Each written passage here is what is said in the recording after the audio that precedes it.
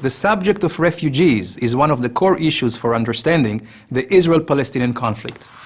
Who are the refugees? Why, more than 60 years later, is this still an issue? Let's look at the facts.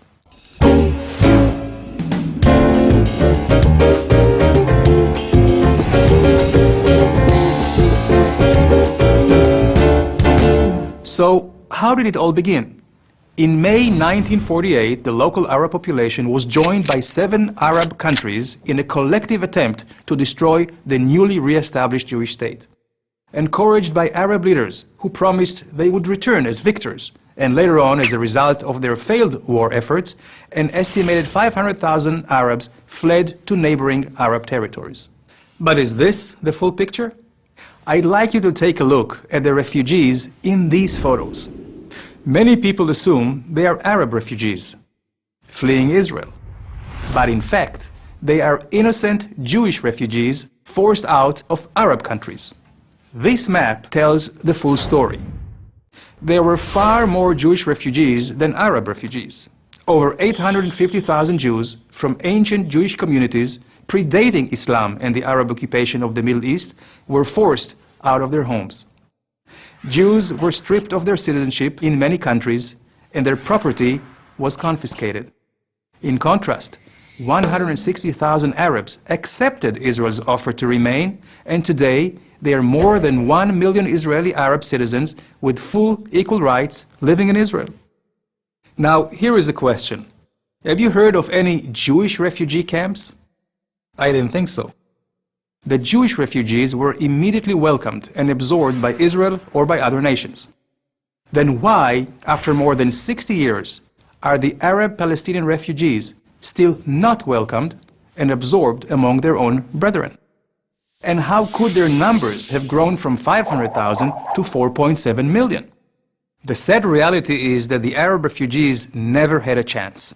Attempts at resettlement were blocked by a variety of discriminatory laws enacted in Arab countries, such as a ban on receiving citizenship, with the exception of Jordan, blocking them from entering many professions, restrictions on owning land, restrictions on movement, and a denial of education and health services. Sir Alexander Galloway, a former director of the UN Refugee Agency in Jordan, gave the reason for this discrimination. Quote, "The Arab nations do not want to solve the Arab refugee problem. They want to keep it as an open sore, as a weapon against Israel."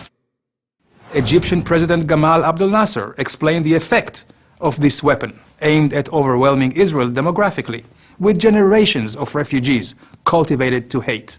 Quote, "If the refugees return to Israel, Israel will cease to exist." And what role did the United Nations play? Sadly, they were less than helpful. While all refugees in the world are assisted by the United Nations High Commissioner for Refugees, UNHCR, a separate agency, UNRWA, was established specifically for the Palestinians. Why can't the Palestinian refugees share an agency with the refugees of Bosnia, Congo, or Darfur, to name a few? The answer is because while the United Nations Central Refugee Agency helps refugees resettle, the United Nations Palestinian Refugee Agency helps perpetuate their status by applying unique criteria. For example, refugees lose their status after receiving citizenship from a recognized country. Palestinian refugees do not. Refugees cannot transmit their status from generation to generation. Palestinian refugees can.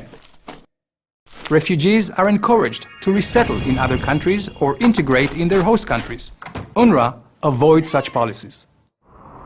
The United Nations spends on a single Palestinian refugee almost 3 times more than on a non-Palestinian refugee, and employs over 30 times the staff.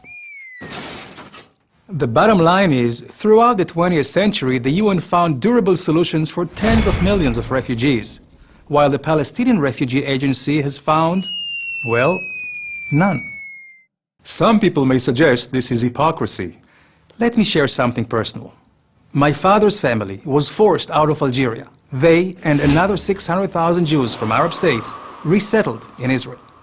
History has proven that resettlement and integration helped tens of millions of refugees during the 20th century reclaim their lives. However, the Palestinian refugees are trapped between Arab leaders unwilling to accept their brothers and UN agencies who do not apply equal and universal principles to all refugees. Is this just?